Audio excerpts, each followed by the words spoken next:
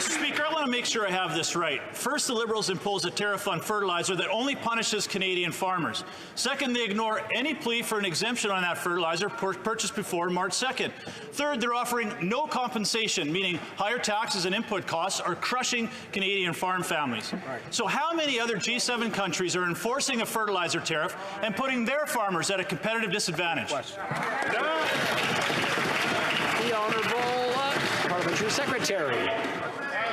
Mr. Speaker, the Conservatives keep proposing policies that they haven't really fully thought through. Rising gas prices is a global phenomenon, we all know, due in part to the war that Putin started in Ukraine. But if we implement a tax holiday, like the Conservatives have been proposing for a number of weeks now, energy companies could actually pocket... I'm sorry, I'm going to have to interrupt the Honourable Parliamentary Secretary. I am having a hard time hearing her answer, and I'm sure the Honourable Member for Foothills wants to hear her answer as well. So I'm going to ask everyone to calm down, take a deep breath. The chatter is starting to build again, so the Honourable Parliamentary Secretary from the top, please.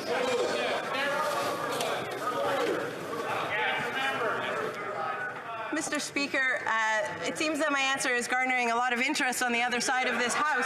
I think that the gist of my response is that the Conservatives have been proposing a number of economic measures that they haven't thought through. Whether it's with respect to the gas tax or with respect to fertilizer, what they're proposing is simply a tax holiday which in no way guarantees that the ultimate consumer or our farmers will benefit at the end of the day. Member for Foothills. Well, please allow me, Mr. Speaker, to actually answer the question for the Parliamentary Secretary. The answer is zero. Canada is the only country punishing its farmers with a tariff on fertilizer. Our G7 allies are doing everything they possibly can to ensure their farmers can increase their yields in a time of global food insecurity. Here, the Liberals are beating our farmers down with increased taxes, red tape, and without any consultation with stakeholders, a mandate to reduce fertilizer use by 30%. So knowing this, is the fertilizer tariff just another way for the Liberals to impose their activist agenda and force our farmers to use less fertilizer? Not yet. The Honourable Minister of Agriculture.